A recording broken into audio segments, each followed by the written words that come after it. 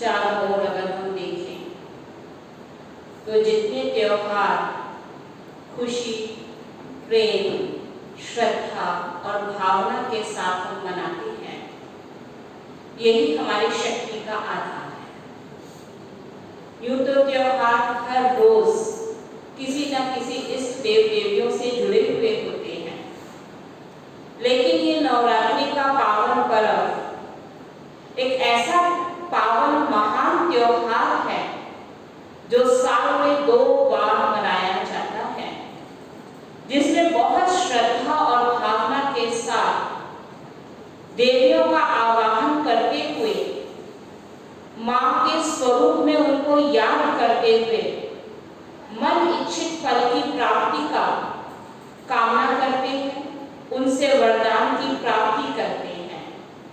बहुत विधि विधानों के साथ हमारी माताएं, बहनें, भाई व्रत भी रखते हैं, पूजा पाठ भी करते हैं, ज्योत भी जगाते हैं और नाना कितने ही विधि विधानों को अपनाकर देवी मां की पूजा आदि करते हैं। कोई ज्योत लेने जाता है, कोई 9 दिन बीज होता है, कोई और विधि अपनाता है। तो विचार चल रहा था कि ये जो पावन पर्व मनाते हैं, जिसका नाम ही है नवरात्रि, एक परमात्मा शिव का दिन जब हम मनाते हैं तो उसमें शब्द आता है शिवरात्रि, और जब देवियों का दिन मनाते हैं तो उसमें शब्द आता है नवरात्रि। विचार चल रहा था ये रात्रि शब्द क्यों जुड़ा हुआ है। जब भी हम कोई इष्ट देव देवियों का दिन मनाते हैं तो रात्रि में ही क्यों मनाया जाता है, दिन के प्रकाश के साथ क्यों नहीं जोड़ा हुआ है।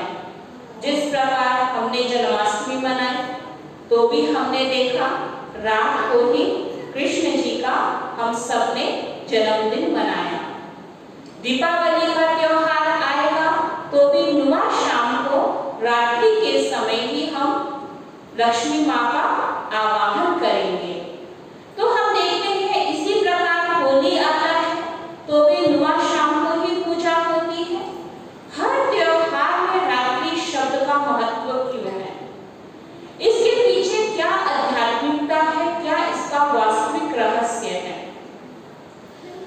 नवरात्रि में भी जहां एक ओर हम 9 देवियों की पूजा कर रहे हैं, दूसरी ओर रात्रि शब्द आता है। ये रात्रि शब्द कलयुग के अंधकार का प्रतीक है कि इस संसार में जब पाप बढ़ा, भ्रष्टाचार बढ़ा, अज्ञानता बढ़ी, हर मनुष्य मात्र आत्माएं चिंतित हो गई, डर भय के वशीभूत हो गई, तो ऐसी कलयुग की महारात्रि के समय एक ऐसी परम ज्योति शिव ज्योति से जो शक्ति प्रकट हुई, उसी शक्ति का नाम पड़ा शिव शक्ति। इसलिए विचार चला कि जब देवियों का हम दिन मनाते हैं तो देवियों को कन्या कुमारी के रूप में उनका पूजन किया जाता है। देवियों की कभी भी शादी नहीं दिखाते हैं, कन्या रूप दिखाते हैं। लेकिन जब माताएं बहनें पूजा के लिए मंदिर में जाती हैं तो उनका पूरा 16 श्रृंगार किया जाता है। अब श्रृंगार तो केवल विवाहित स्त्री का ही किया जाता है, फिर हम देवियों का 16 श्रृंगार क्यों करते हैं? क्या उनका भी किसी से विवाह हुआ? और अगर उनका विवाह हुआ तो ऐसा तो हमने कभी सुना नहीं, केवल उनके कुंवारी रूप के बारे में ही पता है कि देवियां तो कन्याएं थी। तो उनका किसके साथ विवाह हुआ, कौन है उनका असली पति? तो वास्तव में उन शक्तियों का जो पति है, जिसको हम पति परमेश्वर कहते हैं, वो स्वयं परमपिता परमात्मा निराकार शिव है, जिससे उन शक्तियों की उत्पत्ति होती है। जब सृष्टि पर अति धर्म ग्लानि होती है और राक्षसों का जन्म होता है। अब आप कहेंगे राक्षस कौन थे? जैसे हम शास्त्रों में सुनते हैं शुंभ, निशुंभ, कैटव और इस तरह बहुत सारे राक्षसों के नाम हैं, जिनके वध के लिए इन देवियों को रचना पड़ा और देवियों के आधार से ही इन राक्षसों का वध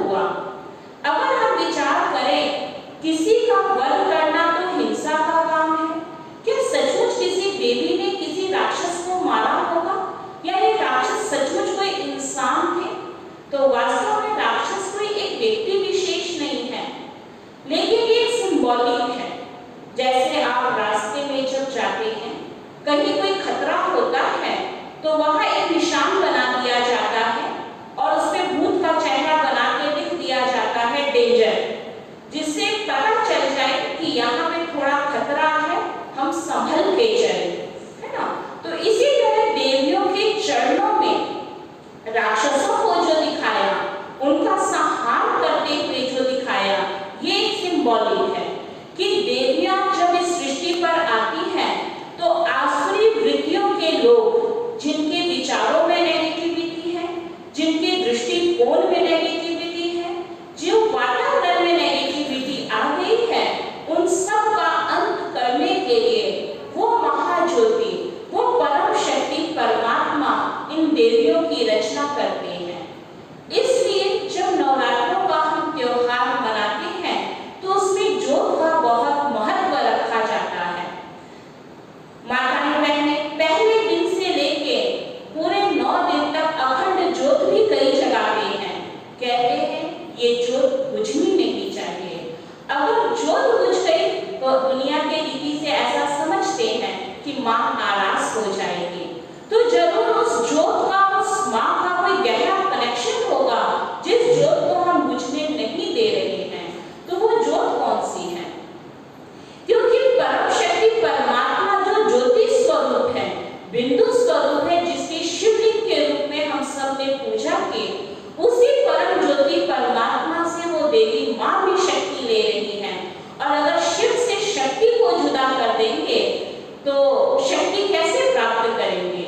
इसलिए शिव से शक्ति जुदा नहीं है और शक्ति से शिव जुदा नहीं है। इसलिए देवी को हम माँ का स्वरूप मान के, माँ कह के उनकी पूजा करते हैं। कन्या कुमारी होते हुए भी एक व्यक्ति विशेष की माँ नहीं, लेकिन पूरे जगत की वो माँ कहलाती है। और इसलिए जब हम मंदिर में जाते हैं तो माँ कह के या जय माता जी कह के उनकी हम आराधना, पूजा, भक्ति आदि करते हैं। इस दिन विशेष हम व्रत का भी बहुत महत्व रखते हैं। देखा जाए तो इस सृष्टि चक्र में परिवर्तन जो अनिवार्य है, ऋतुओं का भी परिवर्तन होता है। और नवरात्रि का जो त्योहार है, जब ऋतुओं का परिवर्तन होता है, ऐसे टाइम पे ही ये नवरात्रि का त्योहार आता है।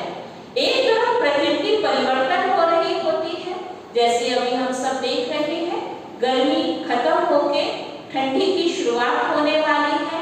और उस समय प्रकृति के द्वारा जो ये हमें शरीर मिला है, इस प्रकृति के बैलेंस के लिए भी हम व्रत आदि रखते हैं। क्योंकि जब हम भोजन को ठीक रीति से खाएंगे तो उसका इफेक्ट हमारे शरीर पर भी अवश्य पड़ता है। और इसीलिए जब हम व्रत रखते हैं तो फल फूल या हल्की चीजों का ही हम सेवन करते हैं। वास्तव में व्रत एक दृढ़ता का प्रतीक है। जब भी हम कोई संकल्प करें तो परमात्मा पिता ने हमें ये सिखाया कि कोई भी कमी कमजोरी को जब जीवन में से खत्म करना हो तो दृढ़ता के साथ जब हम संकल्प करते हैं तो वो जीवन से कमी कमजोरियां हमारी समाप्त हो जाती हैं। तो व्रत कोई स्थूल खाने पीने के पदार्थों की बात नहीं है, लेकिन जीवन से कमी कमजोरियों को खत्म करके जीवन में अच्छाइयों को धारण करने का दृढ़ संकल्प लेना ही सच्चा व्रत है, जिसको हम उपवास भी कहते हैं। उपवास अर्थात उपवास, वास माना रहने का स्थान। हम सब आत्माओं का जो पिता परमात्मा है, जो सूरज चांद तारा गण की दुनिया से पार एक निराकारी दुनिया जिसको ब्रह्मांड कहते हैं, उस घर का रहवासी है। और उसी घर में जहाँ हमारा पिता निवास करता है, वहीं पर हम सब आत्माएं भी निवास करती हैं। अर्थात मन और बुद्धि के द्वारा सदा हम परमात्मा के समीप रहे, उसके पास रहे, यही सच्चा उपवास है। तो इन कर्म कांडों को बेशक हम सब करते हैं, लेकिन इसकी अगर आध्यात्मिकता को हम समझें तो सही रीति से हम माँ का आशीर्वाद प्राप्त कर सकते हैं। जिसमें विशेष दुर्गा के स्वरूप की हम सब पूजा करते हैं। ये माँ दुर्गा जो अष्टभुजाधारी दिखाते हैं, ये 8 भुजाएं उनकी 8 शक्तियों का प्रतीक शारीरिक पूजाएं नहीं, लेकिन उनके अष्ट शक्तियों का सिंबॉलिक रूप वो 8 पूजाएं लेते हैं और उन्हीं के स्वरूप की हम पूजा 9 दिनों तक करते हैं, जिसमें सबसे पहला दिन जो आता है वो मां शैलपुत्री के रूप में उनकी पूजा की जाती है। शैलपुत्री, जिसको हम देखते हैं कि जिस प्रकार एक पहाड़ की पुत्री अकेला जीवन, अर्थात इस संसार में जब हम सृष्टि रंगमंच में हमारा जन्म होता है तब हम भगवान के पास इस धरती पर बिल्कुल अकेले आते हैं, और लेकिन जब हम परमात्मा पिता को अपना साथी बना लेते हैं तो एक दृढ़ता, एक विशाल काया, एक समर्पण भाव हमारे जीवन में आता है। तो जो पहला स्टेप धारण करती है वो मां शैलपुत्री के रूप में उनकी पूजन व उनकी वंदना की जाती है। फिर दूसरा स्वरूप उनका आता है ब्रह्मचारिणी। मां ब्रह्मचारिणी के रूप में उनका दूसरा कदम दिखाते हैं, अर्थात इस सृष्टि के रचयिता हम मानते हैं वो है पिता श्री प्रजापिता ब्रह्मा। दुनिया में अगर किसी से पूछा जाए कि सृष्टि की उत्पत्ति किसने की, तो कहते हैं ब्रह्मा जी ने की। तो ब्रह्मा जो हम सब आत्माओं के पिता हैं, उन ब्रह्मा के आचरण पे चलने वाली, उनकी आज्ञाओं पे जब हम चलते हैं, श्रीमत को पालन करते हैं, तो हमारे जीवन में दूसरा कदम जो दृढ़ता के साथ हमारे जीवन में आता है वो है ब्रह्मचारिणी का स्वरूप, और हमारा जीवन श्रीमत पे चलने से हमारे जीवन के विकास समाप्त होने लगते हैं। और तभी उनका तीसरा स्वरूप चंद्र घंटा के रूप में हम उनकी पूजते हैं, अर्थात उनका जो तीसरा कदम है चंद्र घंटा। चंद्रमा एक शीतलता का प्रतीक दिखाया जाता है कि जब भगवान की आज्ञाओं को हम जीवन में धारण कर लेते हैं तो हमारा जीवन जो विषय विकारों की अग्नि में जल रहा था, हमारे जीवन में शांति और शीतलता आ जाती है। इसलिए मां चंद्र घंटा के रूप में उनकी हम पूजा करते हैं। और उसके बाद अगला स्वरूप मां का कुष्मांडा के रूप में हम उनकी पूजा करते हैं। कुष्मांडा अर्थात लोभ का त्याग। जिस प्रकार ऋषियों के लिए हम दिखाते हैं, जैसे पहले जब तपस्या करते थे तो घास फूस की झोपड़ी बना के, कुश की झोपड़ी बनाकर उसमें तपस्या किया करते थे। तो जब जीवन में शांति आ जाती है, मन एकाग्र हो जाता है, तो मन स्वतः परमात्मा की याद में टिक जाता है और उस परम शक्ति परमात्मा से आत्मा शक्ति लेने लग जाती है। तो कुष्मांडा अर्थात लोभ का त्याग। और उसके बाद मां स्कंद माता की हम पूजा करते हैं। स्कंद माता एक तरफ वो एक बच्चे की मां नहीं, इसलिए जब हम देवियों के स्वरूप में मां स्कंद माता को देखते हैं तो उनके उस स्वरूप में बहुत सारे बच्चे दिखाए जाते हैं, बहुत सारे लोग दिखाए जाते हैं कि ये सारे जगत की मां थी। एक व्यक्ति की मां नहीं, लेकिन सारे जगत की मां कौन कहलाएगा?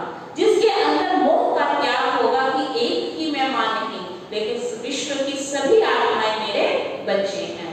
तो उनका जो स्वरूप है वो हमें एक प्रेरणा देता है कि एक का नहीं, लेकिन सारे विश्व की मां कहलाने वाली, मोह का त्याग करने वाली मां स्कंद माता।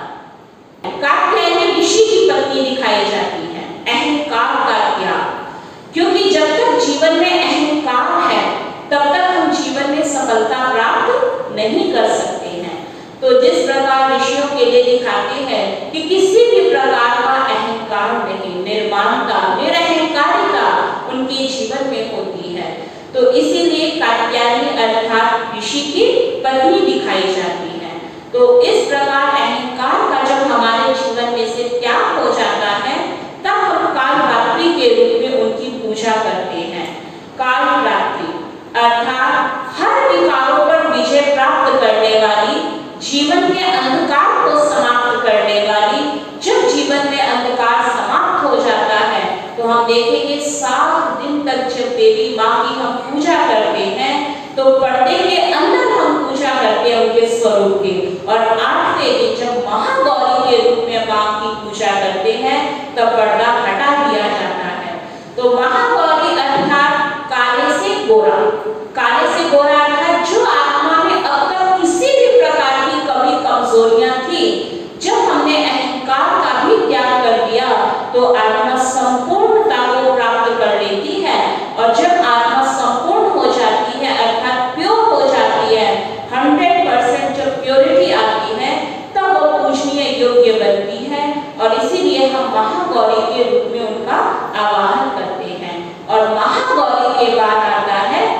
सिद्धि दात्री।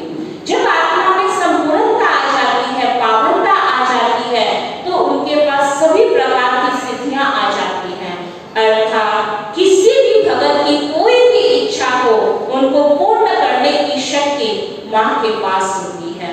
इसलिए हम उन देवियों के पास जब मंदिरों में जाते हैं तो अनेक प्रकार के संकल्पों के साथ माँ के द्वार पे जाते हैं और ये इच्छा रखते हैं कि माँ हमारी इच्छा अवश्य पूरी करे। तो वो सिद्धि गायत्री के दिन हम 9वें दिन उनकी पूजा करते हैं और 10वें दिन हम विजयदशमी के रूप में बहुत धूमधाम से विजयदशमी मनाते हैं। अर्थात जब सभी सिद्धियां प्राप्त हो जाती हैं तो जीवन में हार का कोई भी स्थान नहीं रह जाता है। हर कर्म में सफलता उनका जन्मसिद्ध अधिकार है। इसलिए विजयदशमी को हम बहुत धूमधाम से खुशियों के साथ मनाते हैं। एक तरफ रावण का वध करते हुए राम की विजय दिखाते हैं। अर्थात जब हम परम शक्ति परमात्मा से इस प्रकार से आठों ही शक्तियों को ग्रहण कर लेते हैं तो जीवन में हमें सफलता अवश्य मिलती है। तो इसलिए आज के इस पावन दिवस पर आप सभी यहाँ पहुंचे हैं। जरूर माँ के ऐसे स्वरूप की जहाँ आप पूजन वंदना कर रहे हैं, श्रद्धा से माँ के समक्ष खड़े होकर बहुत कुछ मांगेंगे, लेकिन साथ में ऐसा बनने का अगर हम दृढ़ संकल्प करें तो सामने आप देख रहे हैं ज्योति स्वरूप पॉइंट ऑफ लाइट परमात्मा का सिंबल। आखिर हम सबको ऐसा बनाने वाला कौन है? किसी ने माँ से पूछा, माँ आपका जन्म कब हुआ? आपकी माँ का नाम क्या है? आपके पिता का नाम क्या है? आप इस धरती पर कहाँ से आए हो? आपके पास इतनी शक्तियाँ कहाँ से आई हैं? मैं ये सब जानना चाहता हूँ। उस भगत को माँ ने जवाब दिया, मेरा जन्म कोई सांसारिक सुखों को भोगने के लिए नहीं हुआ है। मेरा जन्म किसी स्थूल माता के गर्भ से नहीं हुआ है। मेरे पिता का कोई शारीरिक नाम नहीं है। मेरा जन्म संसार से बुराइयों को खत्म करने के लिए हुआ है। मेरा दिव्य और अलौकिक जन्म परमात्मा ने विशेष कर्तव्य कराने के लिए किया है। इस संसार से बुराइयों के अंधकार को समाप्त करके संसार में एक सुखमय संसार की स्थापना के कार्य के लिए किया है। इसलिए मैं जिस प्रकार परमात्मा एक अलौकिक और दिव्य शक्ति हूँ, इसी तरह मेरा जन्म भी अलौकिक और दिव्यता के साथ हुआ है, केवल बुराइयों का नाश करने के लिए। इसलिए इस नवरात्रों के पावन पर्व पे हम सब भी ये संकल्प अवश्य करेंगे, माँ के आगे कोई ना कोई कमी कमजोरियों को छोड़ने का संकल्प करें, जिससे आपको मन इच्छित वरदान प्राप्त हो सके। और वो भोलानाथ भोला भंडारी जिसको हम कहते भी हैं धर दे झोली, माँ के आगे भी झोली फैलाते हैं और एक शिव के आगे भी हम झोली फैलाते हैं। तो शिव शक्ति अर्थात शिव से शक्ति जुदा नहीं, शक्ति से शिव जुदा नहीं। तो आज हम बुद्धि रूपी झोली इतना खोल कर बैठे जो भगवान ज्ञान रत्नों से आप सबकी बुद्धि रूपी झोली को भर दे और आपका जीवन सब कष्टों से दूर हो जाए, खुशहाल हो जाए। इन्हीं शब्दों के साथ ओम शांति।